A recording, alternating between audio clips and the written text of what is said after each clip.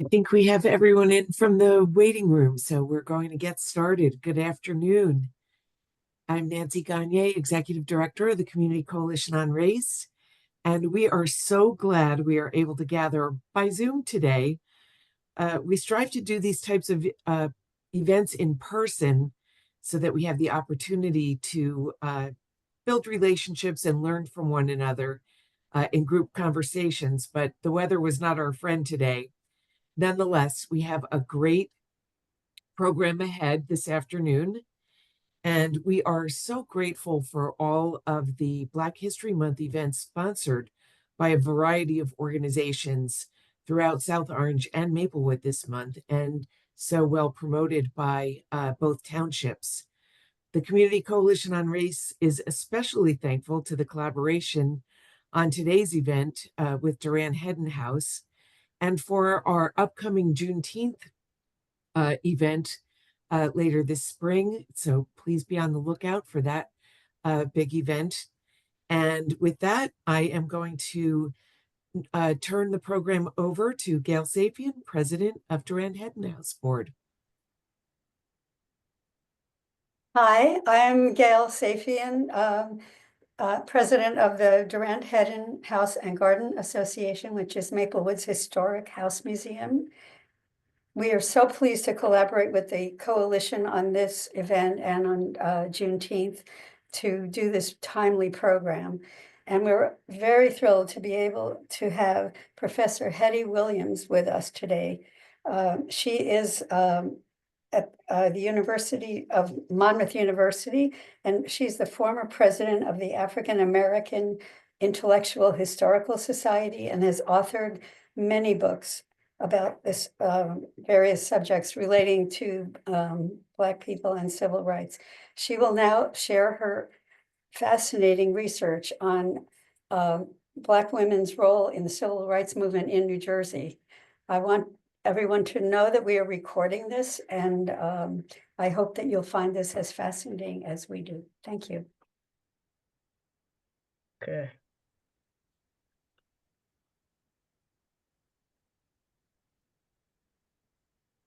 Okay. Thank you, everyone, for taking a few minutes out in your day to hear about my work on Black women in the Civil Rights Movement. Before I begin, I would like to thank the Durand-Hedden House team, as well as the South Orange Maplewood Community Coalition on Race for inviting me here today to speak with you about my current book project, or my current book, which is called The Georgia of the North: Black Women and the Civil Rights Movement in New Jersey. And so I want to just let you know the breakdown of my presentation, just to give you an idea of where, just a sort of organizational piece to this. First, I'm going to talk about the personal as political that harkens back to a 1969 essay on this topic of the personal as political, and just embed a little bit of my own personal story into this narrative, some historiography on the civil rights movement, and then the case study that I will talk to you about today, which is on the book topic, Black Women in New Jersey. And then I'll end with just letting you know where some of my resources were drawn from. So the personal as political. On the left, you see an image of a woman.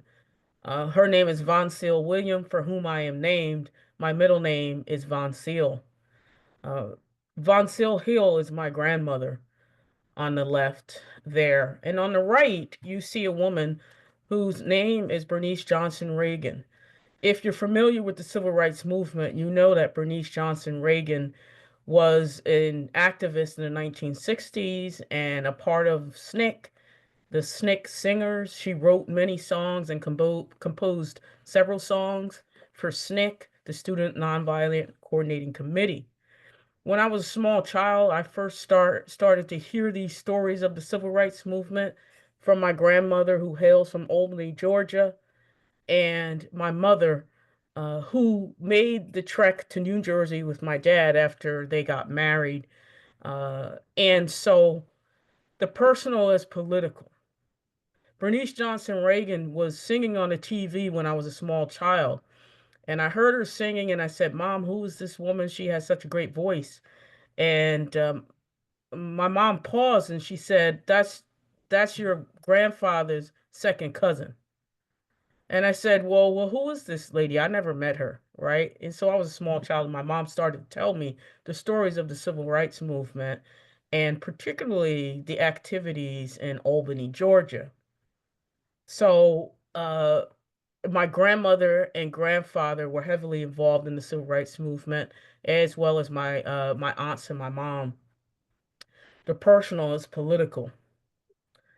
And racism intersects with gender oppression as well, which is a part of the story that I want to talk to you about today. The gendered violence that African American women faced. Some of what I'm about to tell you is very sensitive, so I just want to sort of warn you a little bit. So back to my grandmother on the left here. When my mother started to tell me about the history of the civil rights movement and the activities of our family in Georgia, she also told me after I did ask her, well, how come grandma never worked outside of the I'm home? sorry, Dr. Hetty. Can you pause real quick? It Sure, looks like somebody, sure. there we go. Someone was sharing their screen. There we go. Oh, okay. Is that okay? Can everybody see the screen? I just want to make sure. Yes, I can see it. Okay. So I wanted to come back to this slide for a minute and talk to you a little bit about my grandmother when I did ask my mom, how come she never worked outside of the home? And my mom told me the reason why my grandmother, Von Seal, never worked outside of the home because my grandfather said he never wanted her to work in the home of a white man because he was afraid that she would be sexually assaulted. And so there are stories of Black women who were attacked and assaulted in the homes, on the streets, across the American South. And so I wanted to come back to this notion of the personal as political and the origins of the civil rights movement as a women's movement. To this next slide, you see my mom here in the poodle skirt to the far left on the bottom. And I always call that her marching photo, which I've shared on social media several times. My mother marched with Martin Luther King Jr. in 1961 in Albany, Georgia, when he came to the city to attempt to desegregate the city. On the right, you see an image of Albany, Georgia in 1961, where you see students praying. I had the privilege of interviewing some of the people involved in the Albany movement many years ago when I was working on my master's thesis.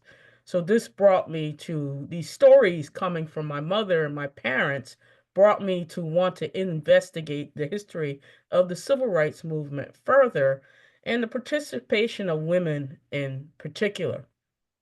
And so there's another image of my mom to the left.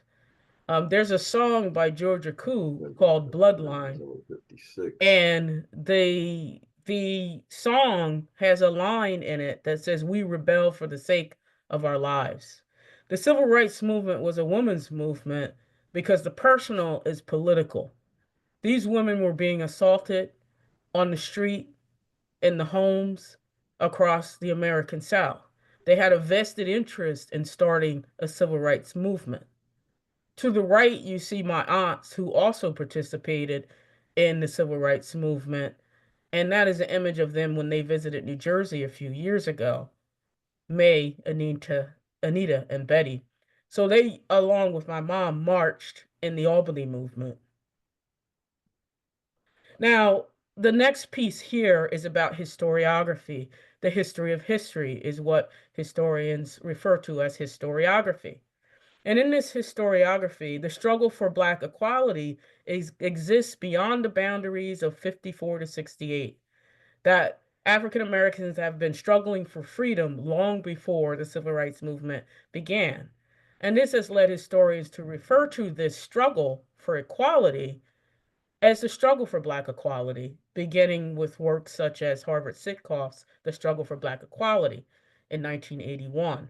this is a part of the history on the civil rights movement. To the right, a book called I've Got the Light of Freedom by Charles Payne in 1995 discusses the role of local people and the role that they played in organizing for Black equality in the American South, particularly in Mississippi. So this is how the civil rights movement and the study of the civil rights movement has been framed as a long freedom struggle, a struggle for Black equality that has been ongoing and exists beyond the boundaries, the tight chronological boundaries of 54 to 68. This is the history of history.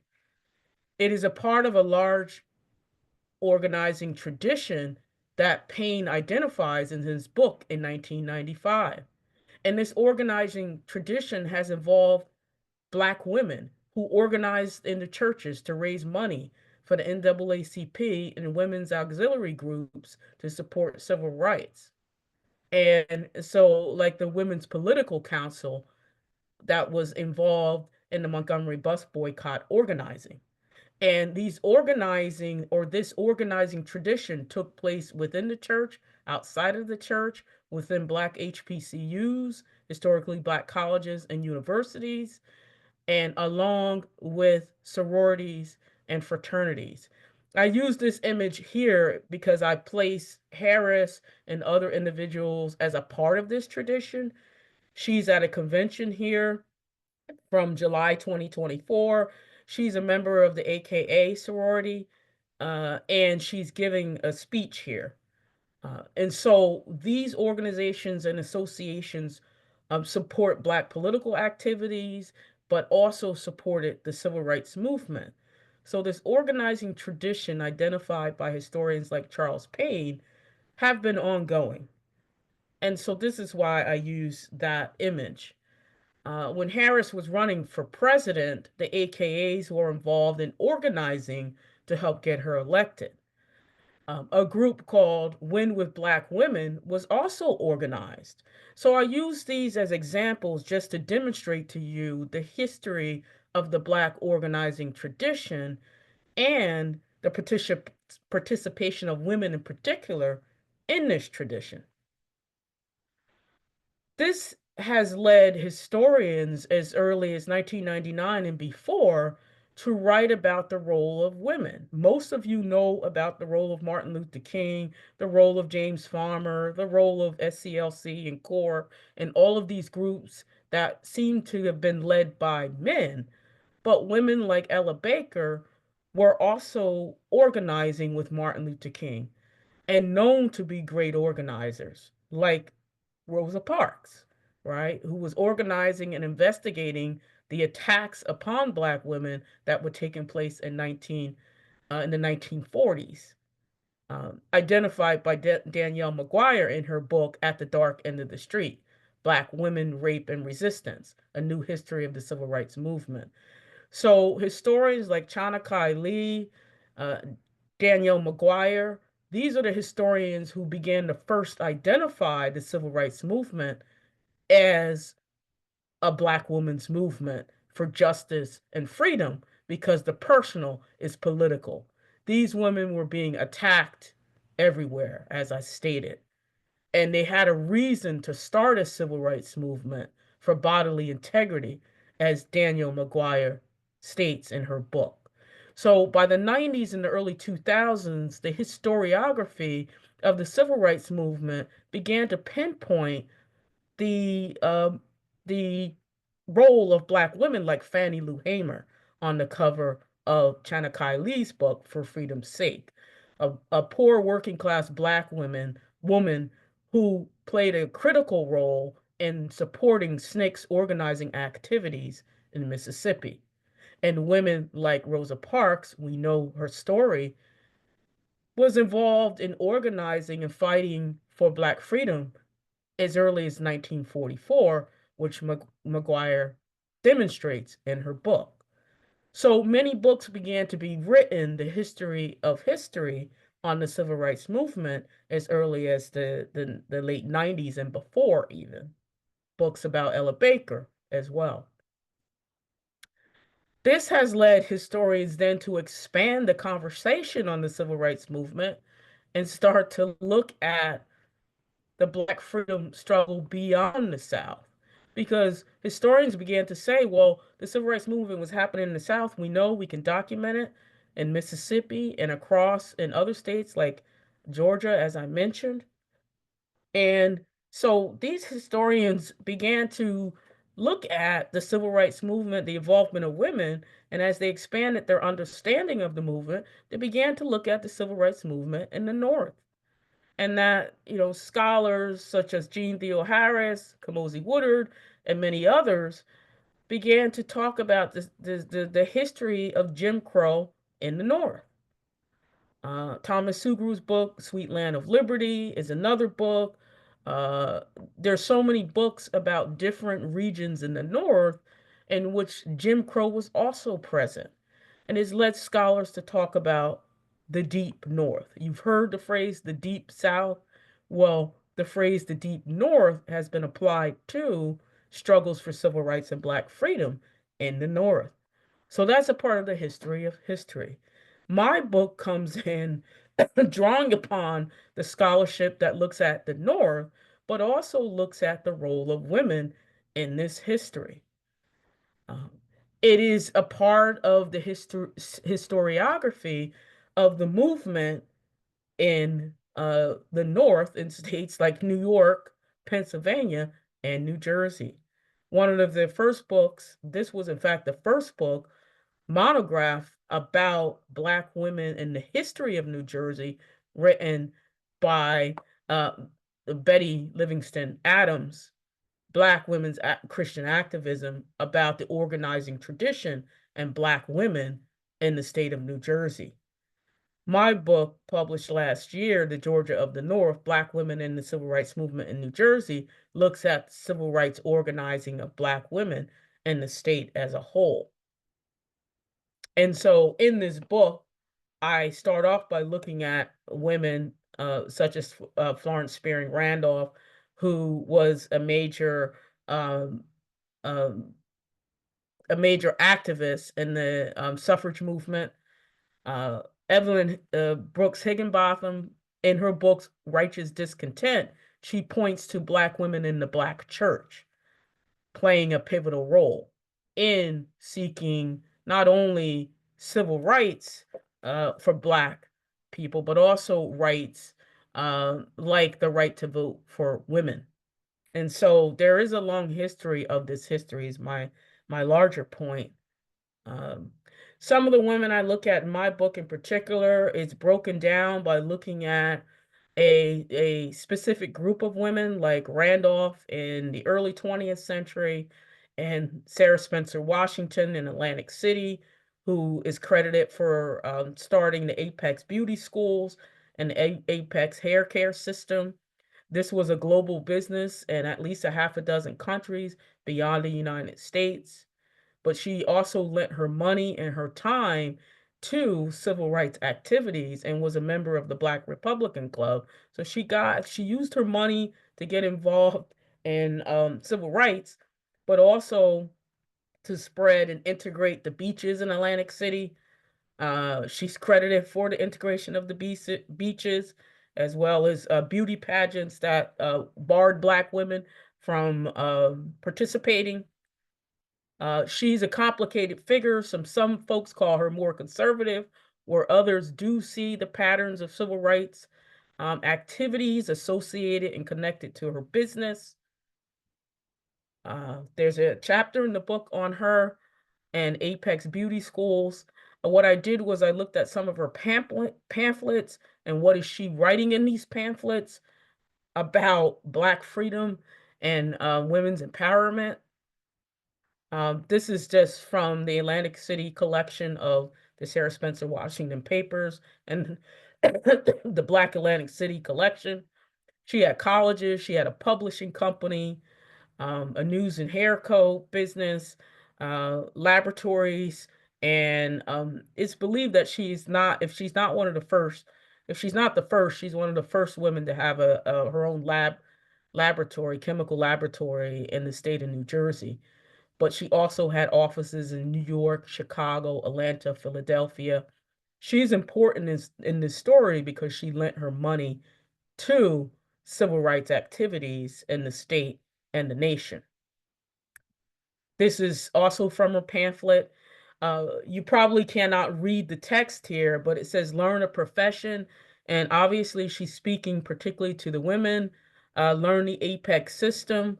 You can be independent. It says you have the ability to make an independent living. And so there is a message of women's empowerment that is running through some of these pamphlets that she wrote herself. This is an image of the Apex Beauty School in 1976. It eventually goes out of business. Washington dies, and she leaves her fortune to her some of her descendants, but the school eventually goes out of business. But she lends her money and support to civil rights causes. And one of her phrases that she used commonly, which is the name of the chapter about her, now is the time to plan for your future.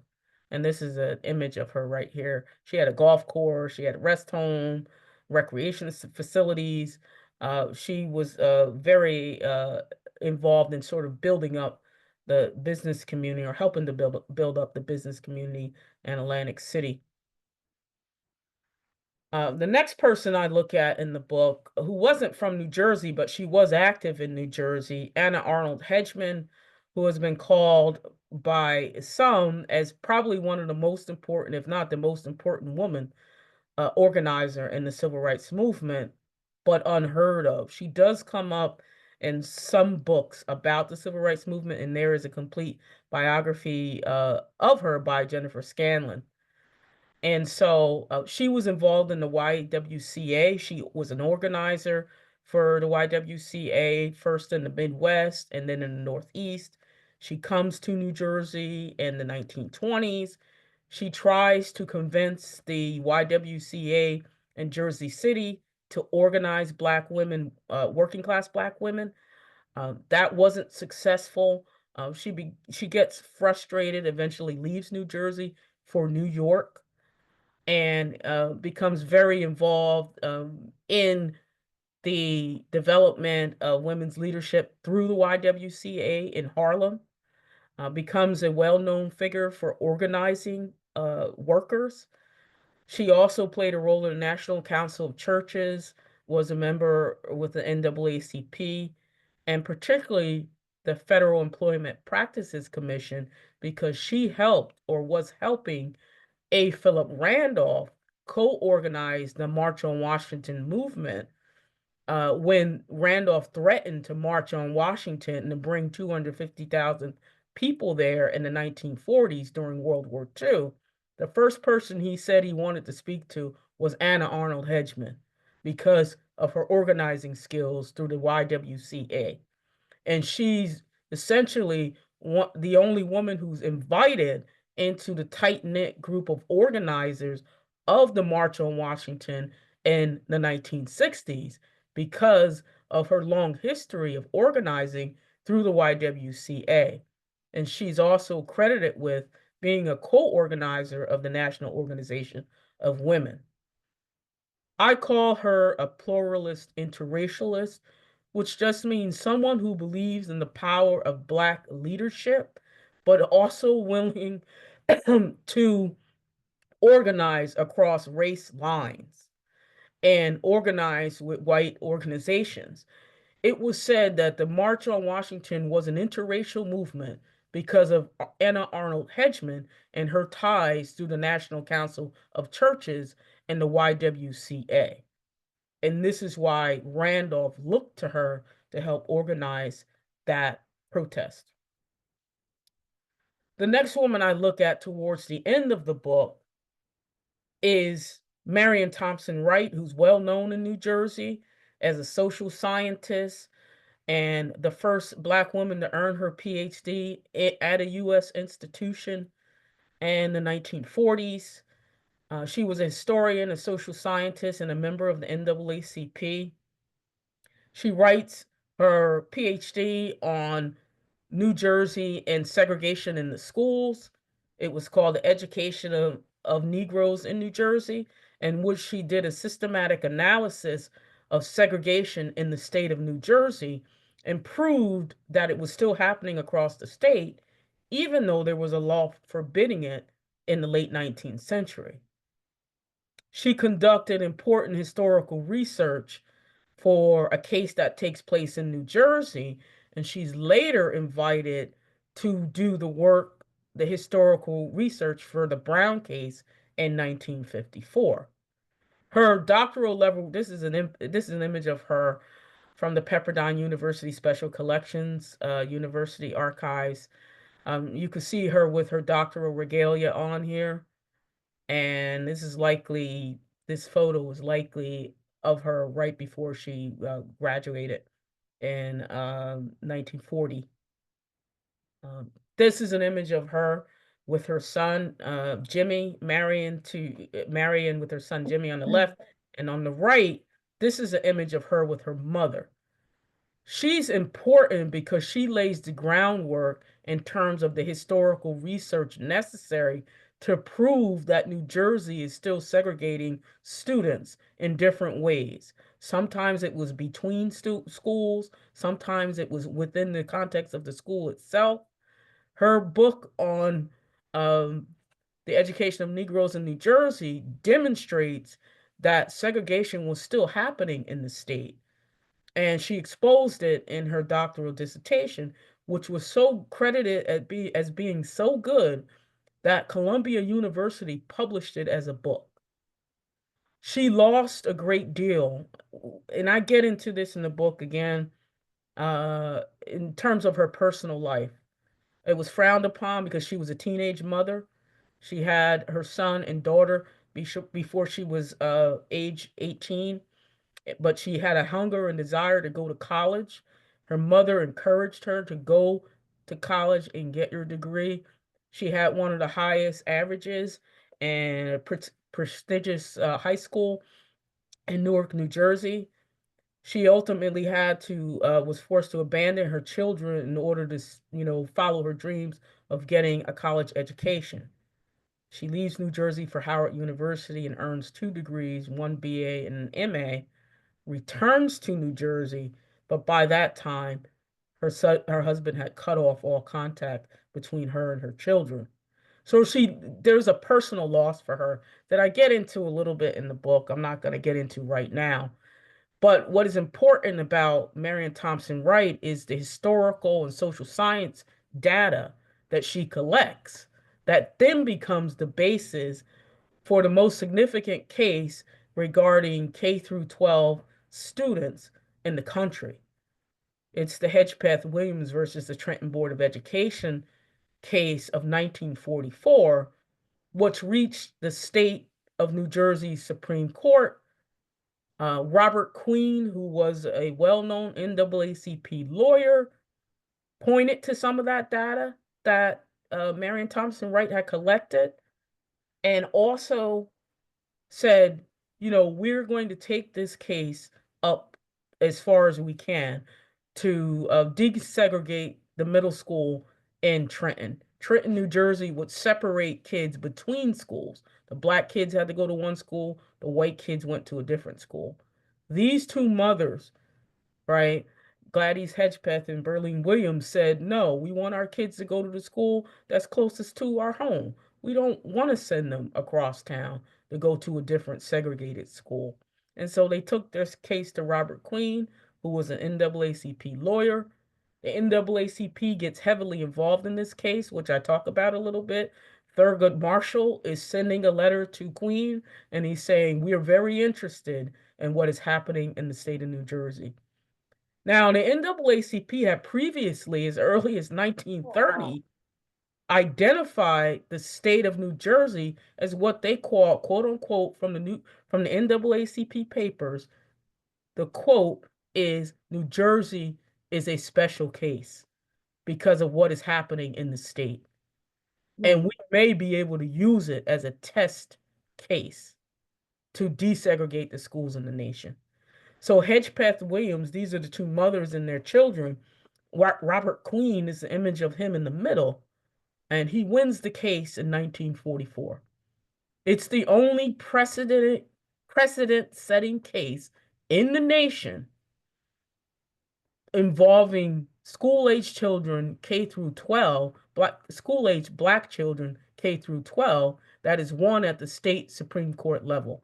Many of us who are from New Jersey or study the history of New Jersey, we know about this case, but this is a case that gets overlooked in the literature of the civil rights movement. And I always find it uncanny that scholars writing about Brown versus Board or about civil rights and the history of it overlook or forget about this case.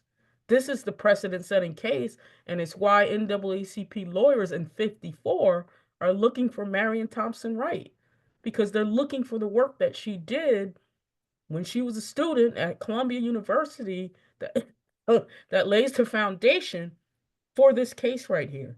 This is the precursor to Brown, and as a result, you get civil rights legislation in this New Jersey as a whole regarding not just education, but also public places and the state National Guard. And so the Hedgepeth Williams Middle School here, this is from a New York Times photo from a few years ago when we were commemorating Brown v. Board. And so the Hedgepeth Williams School is eventually, the school eventually named after the two mothers. Rachel Devlin, in her book, A Girl Stands at the Door, points to the fact that many of these cases involving the desegregation of schools involve mothers and daughters. And so that's a consistent thing that you see in other states, that women are playing a key role and are at the forefront of many of these cases, as was the case in New Jersey, right? As a result of the sweeping decision by the state Supreme Court in 44, New Jersey Black women are playing a role here, and they're organizing and push for New Jersey, a new constitution in the state in 1947. And of course, you can look up the text of the New Jersey Constitution, 1947. New Jersey gets a new state constitution. And one of the rights and privileges listed, number 5, is that no person shall be denied the enjoyment of any civil right or discrimination in the military, the National Guard, right, nor in public places. That's the blueprint for the civil rights movement in the nation, right? Because Martin Luther King comes along by the 1950s and he says civil rights movement, goal number 1 is the right to vote, and goal number 2 is equal access to public places. Equal access to public places and desegregation of schools, we know, are the big 3 goals of the national civil rights movement. And these things get etched into law in New Jersey. There are parallels, they're happening in we know New York, Pennsylvania, similar activities are taking place, but Hedgepeth versus Williams takes place in the state of New Jersey. It's the precedent-setting case, and the NAACP identifies New Jersey as a special case for the activities that are happening on the ground as early as the 1920s, which I get into more detail in the book, right? And so, but many scholars have pointed out whether or not, as a result of the sweeping legislation and the decision by the Supreme Court in 44, the new constitution that desegregates public places in 47, does it end racism in New Jersey? No. Does it end, the quest for freedom? The quest for freedom continues. So too does discrimination, and this is a cross burning that took place in 1948 in Wall Township. The NAACP is directly involved here, but African Americans, my point is, were willing to respond with arms. They were willing to take up arms against, and patrol and help the man who had the Leroy Hudson, who had the cross burned on his lawn. If you look in the New York Times article about the cross burning, which you can look up independently if you'd like, it states that 27 men returned with their guns. They were members of Black Republican clubs and the NAACP and other local organizations, got in their cars and drove over to Hudson's house and said, "We are going to protect you and we will patrol your property if necessary." So the point I'm making here is that when we talk about the strategies used by civil rights leaders, NAACP members, and whether or not nonviolence versus armed resistance, those things were happening in the state already. And culminates with the New Jersey Civil Rights Act of 1949. Was called a milestone in democracy. This is from the New Jersey Afro-American. And sweeping legislation comes in 1949. The struggle for civil rights continues beyond 1949. But my larger argument in this book is what's happening in New Jersey lays the groundwork or creates a blueprint for desegregating schools, public places, and acquiring the Civil Rights Act of 65 in the nation. That the NAACP is very clear as early as 1927, when earlier cases were taking place, that New Jersey was a distinctive case study in terms of what was happening in civil rights. And these women, the women are a critical part of this history. And I argue this continues to today as Black women struggle for maintaining Black equality. The New Georgia Project, for example, we know Stacey Abrams' story, and Latasha Brown here with Black Voters Matter, Fair Fight. So the struggle for Black equality continues, is, where I started this discussion and talked about the struggle for Black equality as something that is ongoing, is something that has happened beyond the parameters of 54 to 68, though what's happening then is distinctive. African Americans have fought for their equality for centuries, really. I was lucky to have a lot of sources to support my work, including historians that have previously written about the civil rights movement in New Jersey, and the books about the larger civil rights movement were secondary sources. But there are some great oral history collections across the state, particularly the Montclair collection is very good. For the Montclair YWCA was very useful to me. The Marion Thompson Wright collection at Pepperdine, which has only been recently available. The Kruger Scott African American Oral History collection. The Sarah Spencer Washington collection, which is a great collection. And hopefully we will get a more expansive biography of Sarah Spencer Washington. Some great collections down there at Atlantic City. The Otto Hill Papers, New Jersey Historical Society, and of course the Schomburg Center for Research in Black Culture, various collections that I drew upon to write this book. Thank you for your time.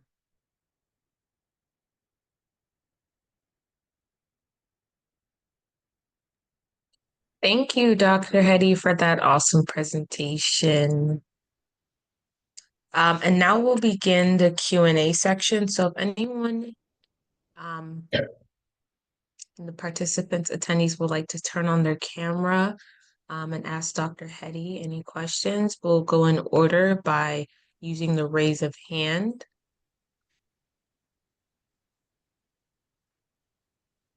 Or if you would like to drop your questions in the chat.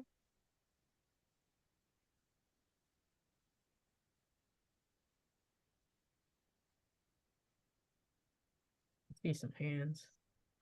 I see Angelica Diggs.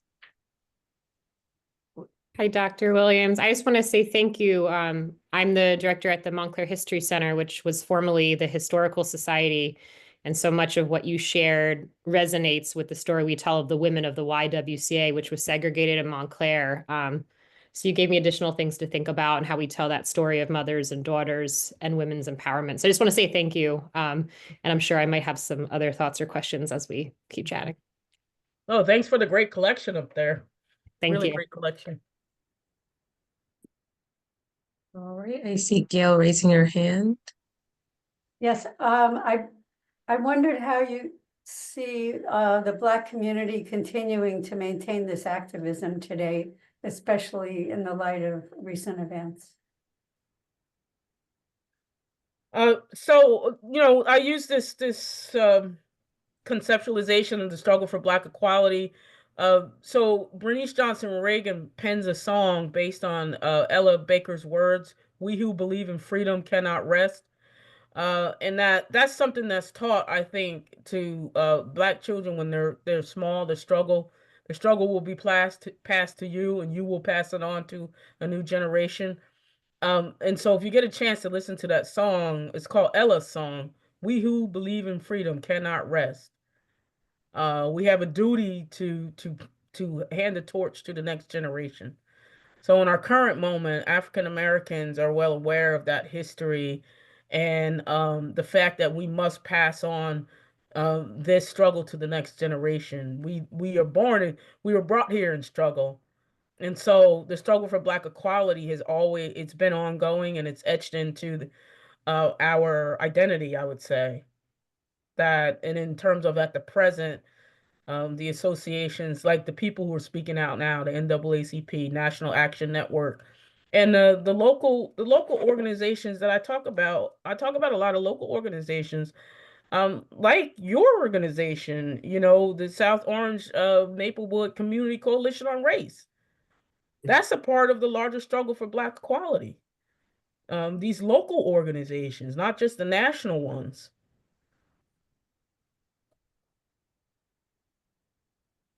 I see in the comments what is the best way to purchase your book? If Dr. Hetty, you could share your contact information or the link so And others can. Durand-Hedden, we have 5 copies of the book, and if you you can click on the donation button on our website and pay $30, we will send it to you. Oh, okay. Awesome. Durand-Hedden.org. And if we need more, I will refer to you, Dr. Williams. Awesome. Yeah, it's Amazon. You could find it on Amazon, Rutgers University. But I would say more quickly you would get it through the organization. You could save some money too. It's probably more expensive on Amazon. Definitely. So, Dr. Hetty, some questions I had for you. As we go along, if some people have questions, we'll go through them. But my first question is, how has the role of Black women activists evolved over time, and what can we do to ensure their voices remain centered? As we know now, you mentioned Kamala and other important women today. What can we do as a community to make sure their voices remain centered? Yeah, good question. I think Black Lives Matter, the Black Lives Matter organizational structure, women played a key role. Black women and women of color in particular played a key role in igniting the Black Lives Matter movement, and they did it through Twitter. It's understanding, now called X, and now maybe other ways, right, to raise consciousness through new media. I think new media has been important in understanding new media is one way. And again, the community organizations, the grassroots organization, Black women particularly played a role in grassroots organizing because they were traditionally closed out of the leadership structure. So they did it through the church, the auxiliary units, the women's auxiliary units. Who do you think was raising the money for the food, for the marchers, for bail money, for all of that? And those churches are still, those women in those churches are still active in fundraising and supporting. So that the Black church is very much a part of this story. Awesome. It looks like we got some more questions. Melanie, if you would like to ask your question now. Hi, thank you so much for being here, Dr. Williams. Really appreciate you sharing with us your the stories from your book and the important work that they did. I'm curious, just because the research that you did is obviously so you found a lot of really interesting information about people and their stories and the movement. Was there anything that you found that for whatever reason, maybe there wasn't enough information, but it piqued your curiosity? Was there something that you found that you couldn't include in your book, but that you thought was really interesting that you could bring forward in a conversation like this, but that you couldn't include in a work like your book? Yeah, so my next book is actually it grew right out of this project. And what I found, so Marion Thompson Wright went to Columbia University and she's graduated in 1940. So when I was doing the work, I was like, I started to see stories of other Black women at Columbia. I was like, and then I saw all these Black women at Columbia University Teachers College in particular, and I had never known or heard that story. Mhm. So my next book is about Black women who are attending Columbia University's Teachers College in particular and other graduate programs there. And what I want to tell everybody today, oftentimes, especially in the times we're living in now, it's so easy to get beaten down by life and what's going on. But these Black women in 1920, when Black folks are being lynched, are sitting in Columbia University, one of the best schools in the country, and it's hundreds of them there. There's a larger story as to why, how they end up there, and so on. But can you imagine, right? Going there and being told to your face that you don't belong here. You're going to sit in the back of this classroom and you're not, May Edward Chin is one of them. Marion Thompson Wright is one of them. And they become PhDs and doctors.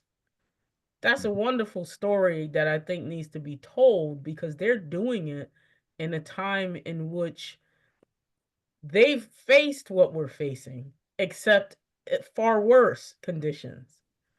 So I think that's a very important story that to be told that now is going to become my next book called Laboratory of Democracy, Black Women and Columbia University before 1954. These women are there in 1920s, Yeah. 1910s.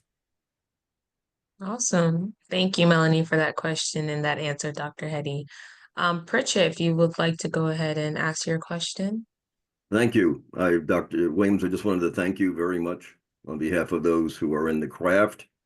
I also wanted to make you aware that I'm on the faculty at Seton Hall University. And this semester we have a course called in Africana Studies, The Black Man and Black Woman. So this became an assignment for the class to be here today. So we appreciate your work. When I go back over the last 30 years or so, a number of us under the influence of Giles Wright with the New Jersey Historical Commission formed the Marion Thompson Wright Study Group. Mm-hmm. So I did put into the chat for everyone's benefit that next Saturday, our annual conference honoring her is being done. And then I'll go to my biographical approach to your presentation. I grew up in Atlantic City, New Jersey, and I believe right across the street from where our apartment was, I was right across the street was when you mentioned the beauty parlors that were formed by Mrs. Washington. One was literally a half a block from our apartment. And I think the daughter, either her daughter or the granddaughter of Madam C.J. Walker, lived in a half a block in another direction. But unfortunately, in that context of, say, becoming a teenager in the 1950s, many people were not highly aware of the history, and people were not conveying it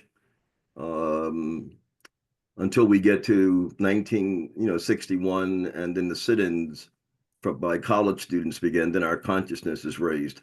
But the other unique factor I'll point out to everyone is that I'll say no one in my family was even a member, had even finished high school, and obviously no one finished college. But one of them, when I was a youngster, one of the most common phrases I heard by common, ordinary colored folk when they would gather at the house was New Jersey is like the Georgia of the North. And I, as a little boy, would ask, what does that mean? And the best my parents could say to me was, live long enough and you'll understand that.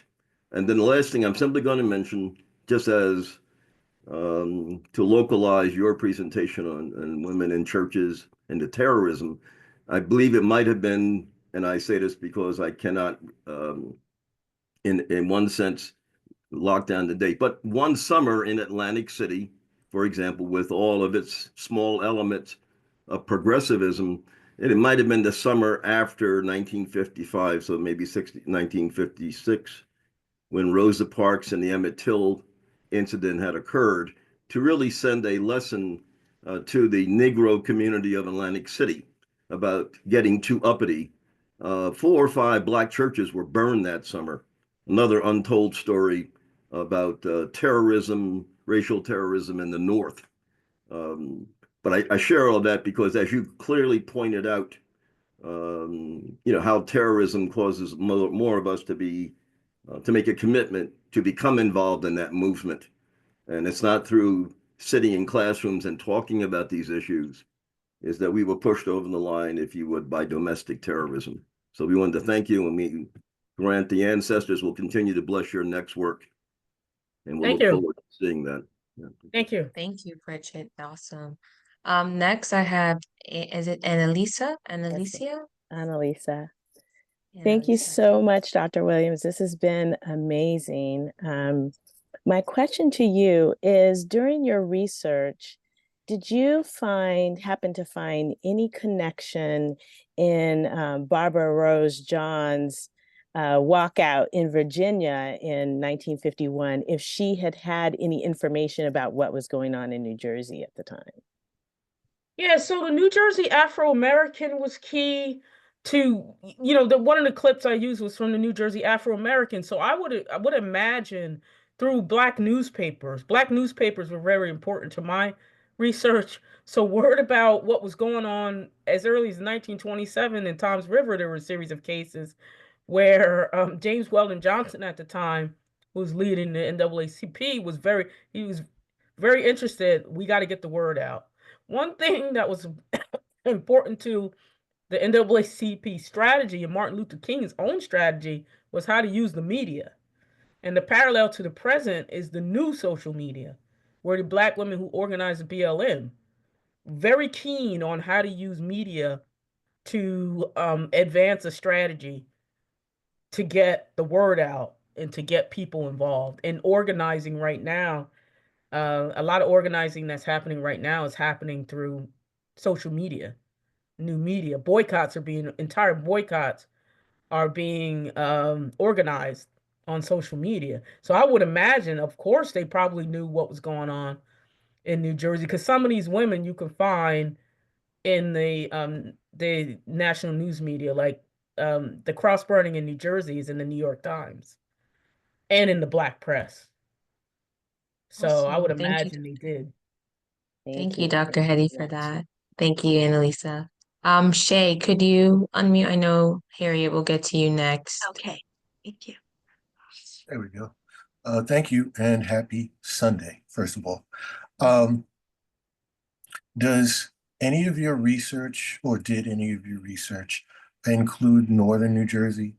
I'm in Bergen County, and an interesting, air quotes, tidbit. I'm in the township of Teaneck. There was a book written about the integration efforts, the public school integration efforts in Teaneck, titled Triumph in a White Suburb. So the Freedom Summer of 1964 is when that occurred.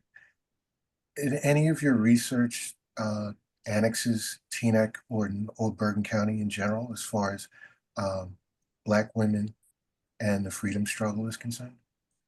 So my book purposely looks at the time before 54, because the reason I do that, I'm aware, I know exactly what you're talking about in different parts of New Jersey that continue beyond 54. I wanted to get at the roots of the civil rights movement and its origins in New Jersey. And And so my book is more or less from 1912 to 1954 is the chronology of it, but it lays the foundations for other things, like the freedom schools. The first freedom schools are in New Jersey. Meyer and Rutwick, it's 1901. Like, we think of the freedom schools, we think of 1964, Bob Moses. The first freedom schools actually are because Black parents are very active in the state. And they're like, we're not putting our kids in those schools. You're trying to make them go to these inferior schools. You're trying to make them go far from their home. We're going to have our own schools. So the roots of the freedom schools, I find, so I was trying to get at an origin story that was different from our customary Montgomery to Memphis. And so Meyer and Rutwick, they write, two historians, they write an article. I want to say it's in the late 60s, early 70s about New Jersey's freedom schools. But I do talk about, so Randolph is in Summit. Betty Adams, her book covers Summit as a whole. But I talk a little bit about her organizing and a little bit about Newark. I also find that a lot of work has been done on North Jersey. But that's a point well taken. I think there could easily be a part 2 to this book. The part 2 probably already exists because there is a lot of work on the 60s and 70s already, I think, in New Jersey history. I hope that answers a little bit of your question. It does. Could you repeat you mentioned, I'm sorry, Myron? Oh, Meyer and Rutwick, these two famous historians, Elliot Rutwick and August Meyer. They have, the name of their article escapes me right now, but if you could probably Google New Jersey Freedom Schools and it'll come right up. Their article should come up. It's in JSTOR. Outstanding. Thank you very much. You're welcome. Thank you, Dr. Hettie. Before we get to you, Harriet, I just want to say thank you all for attending. We have dropped a survey in the chat for you guys to take. Amanda G, one of our program coordinators, have dropped a survey. So if you can click on that link and just fill out the survey while we go through Q&A. Harriet, the floor is yours. Thank you so much for a wonderful presentation. I was just wondering, you mentioned Fannie Lou Hamer and Ella Baker. I mean, there is such a remarkable history of African American women's activism. Starting with Maria Stewart, a speaker in the early 19th century, obviously, Harriet Tubman and Sojourner Truth. Later on, Mary McLeod Bethune and Mary Church Terrell. I wondered, the women that you wrote about, to what extent were they aware, and did they hearken or refer to this very rich tradition of African American women's activism, and were they in touch with? I know Mary Church Terrell lived probably, I think, till the 50s. Were they in touch with, women from other regions of the country? Yes, so that's certainly the case for Randolph, who's a part of like the New Jersey State Federation of Colored Women's Clubs. The NACW becomes a national Black women's club. In fact, it's Black women that create the first secular organization, the NACW, for civil rights in 1896. So I think through churches, through other organizations, the women also use this phrase that Cabrea Baumgartner uses in her book about the 19th century, education activism. The women were very clear. They connected their attainment of education to freedom. So they were clear that we have, the ground zero has to be the school system and access to public places. And so they were, the women at Columbia, the one that I look at, May Edward Chin, has to drop out of school, very bright, had to drop out of school because poor family couldn't afford to go to Columbia. right? And so her mom's a maid, a domestic working in New York. And he said, your daughter should go over there and take that test at Columbia University because, she's really smart. And my daughter's at Columbia right now. So these women are talking, right? And she goes and takes the test. Meanwhile, she had dropped out of school and didn't have a high school diploma, goes, takes the test to entry into Columbia and aces the exam and gets into Columbia. May Edward Chin. So they discuss these ideas as a part of the quest for freedom. Thank you. You're welcome. Thank you, Dr. Hettie, for that. We have Christelle, if you can unmute, and the floor is yours for your question. Hello, can you hear me? Yes. Okay. First, I wanted to say thank you, Doctor, for the presentation and introducing me to Ms. Thompson and her work. So my question to you is, do you see a parallel and great difference in Black American women's protest and boundaries from the years to past compared to today? And do you see another potential shift in how involved Black women will continue to be in the future to come in regards to equality as a woman, as Black women, and for children? Yeah, I think one of the differences is the use of new media and social media, the uses of social media, where Black women are realizing, the tools and uses of that. Uh, the Black church still continues to be a mechanism, I think, to organize and to meet. Black women now have their professional associations too. There are more professional associations where medical doctors, Uche Blackstock, for instance, and her sister are very active in the medical world through medical associations dedicated to Black professionals. So that's a whole new dimension, I think. Just, organization of Black lawyers, Black doctors, where as a result of the civil rights movement, the Black middle class expanded. And so more Black women are able to attain college degrees. In fact, Black women are one of the most highly educated ethnic groups in the country now. They outdistance Black men when it comes to the attainment of bachelor's and graduate degrees. Somebody probably could look up the exact numbers for us, but in terms of obtaining graduate degrees in higher numbers. So I think that's one way it has changed, organizing through professional organizations, still relying on the church and then social media too. There's some shifts there. Thank you. Great answer, Dr. Hettie. Thank you. Thank you, Christelle, for that question. Any more questions, guys? These are really great. We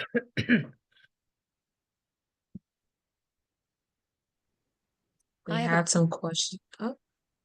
Yes. Hi, Susan Haig. I'm in South Orange.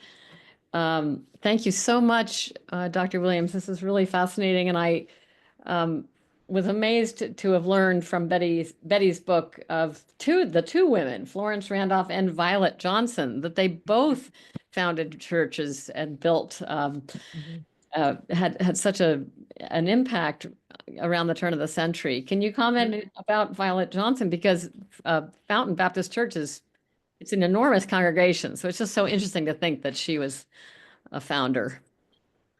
Yeah, I think of the work of Betty Adams, and imagine that the first book on the history of Black women is only published in 2016.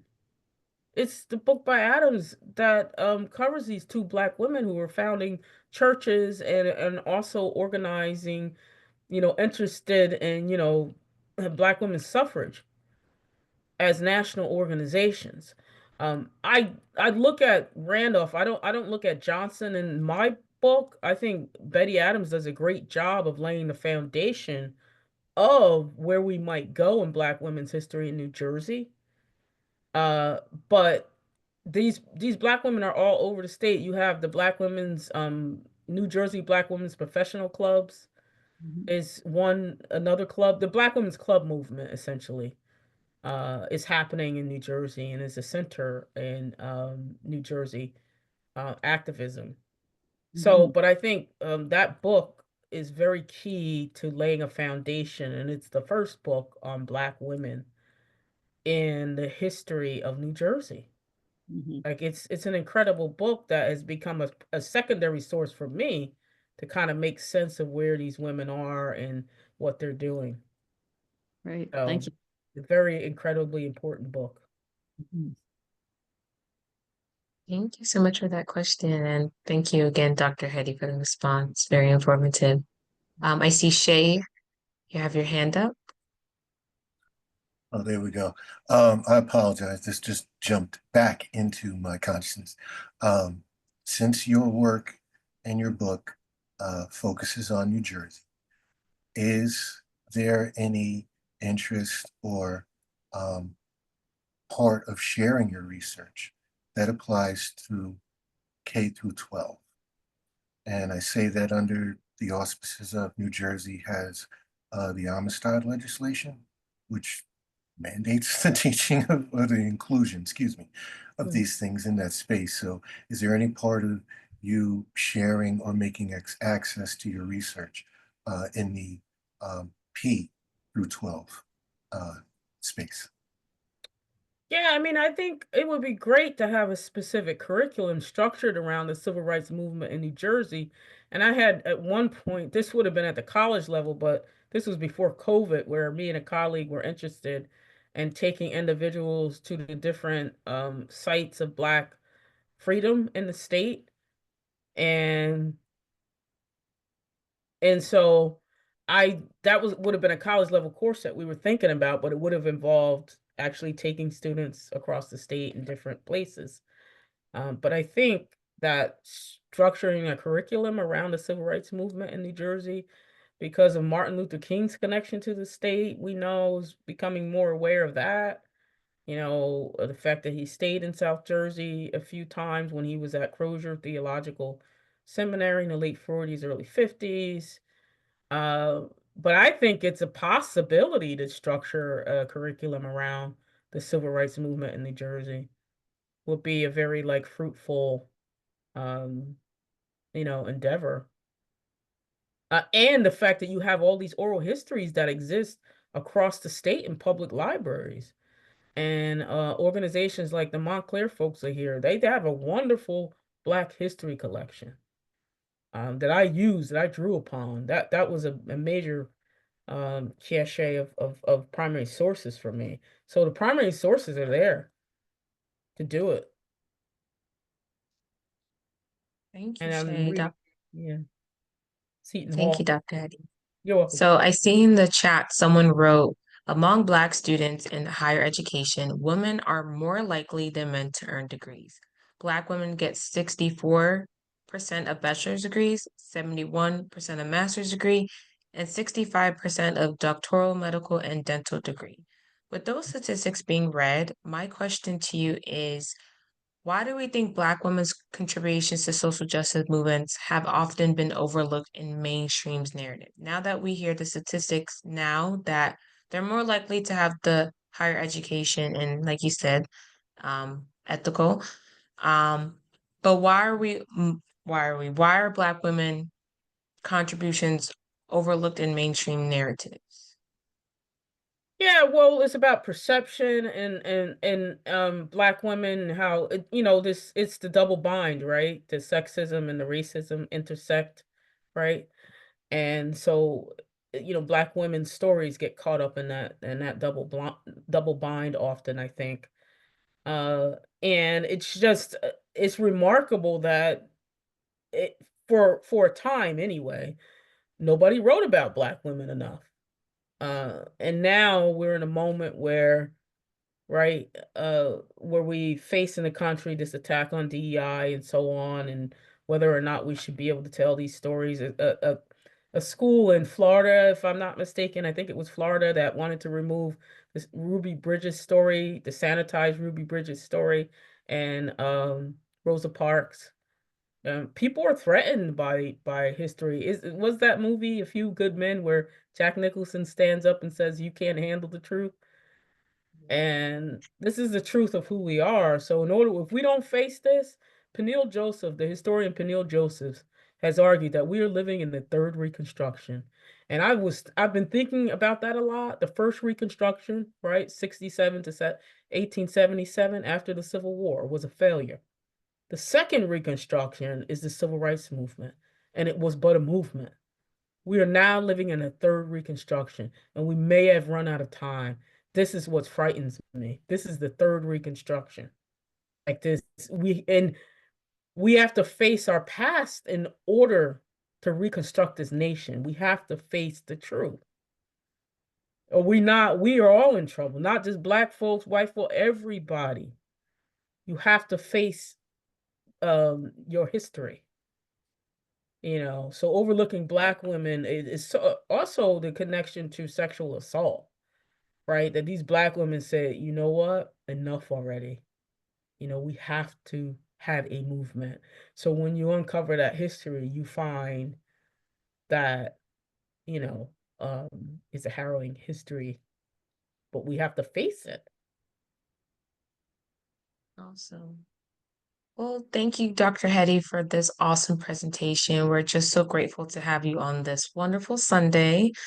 Despite the snow, we are also so grateful for all the participants and attendees for joining us today in support. And that being said, if you guys haven't already filled out that survey that we dropped, we would love to hear your feedback. And so we can continue to do more of this work. And that being said, happy Sunday, everyone. And thank you all for joining. Let us give a round of applause to Dr. Thank you, everyone, for having me. Thank you, Dr. Williams.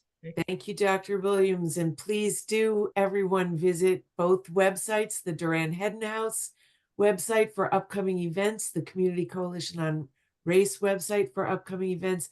Fill out our survey. We have so many great things going on. And Dr. Williams, we can't thank you enough for the amazing information that you provided us. We try to inspire people to activism in this community. And I think that you've given us a lot of opportunities to think about how to empower ourselves and join and do. So thank you for that. Thank you so much for the opportunity. Thank you. I just want to add that at Durand-Hedden next, on March 9th, we'll have an exhibit on the history of women's suffrage, which is another battle, including a whole section on Black women suffragists. And that will, the house will be open after a presentation on the story of Edith Wilson, who another interesting wrinkle in American political history, as she was basically acting president during the last year of her husband's term. So we hope to see you all again, and thank you all for coming. Thank you. All right. Bye.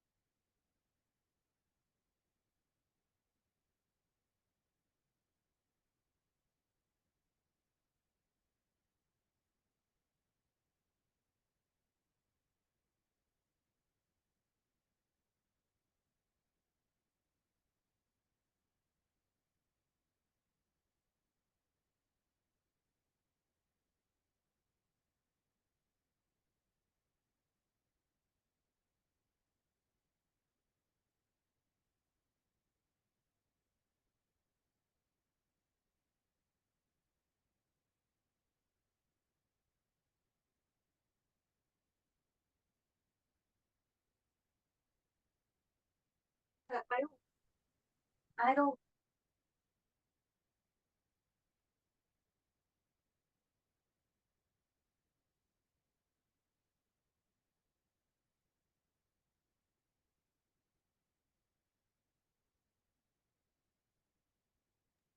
Nice job, Megan. Thank you, Dr. Pritchett. Thank you. Hey, Nancy. Hello, you guys. Hi, Forrest. It's so nice to see you. Megan, you Good to did be a great seen. Good to be job. seen. Good to see you. And Susan and Gail and Amanda, thank you so much for helping out, because it takes a team to make these Absolutely, happen. absolutely. So Next we're Sunday, sure. I'll be the Ethical Society speaker. Just for Oh, good. information. And Thank you. Thank you for sharing that. I'll share that with some of our board members. thank you. Yeah, and we're looking forward to working on conversations on race too. So Gotcha. yeah, got a lot of good things coming up. It was well done. Nice placement. And, you know, Dr. Williams has been, as was mentioned, a former president, I think, of the, I think it's called the African American and Intellectual Heritage group. You know, just a bunch of historians and others who do this excellent work. And proud that we were able to be a part of it today. Yeah, great. All right. Everybody All have a right, good day. team. I'm gonna click on the survey myself, and I think we can end this and regroup tomorrow. Sounds good. Thank you all. Thanks. Thanks, everyone. Bye, Thank guys. you. Thank you. It's excellent. Bye-bye.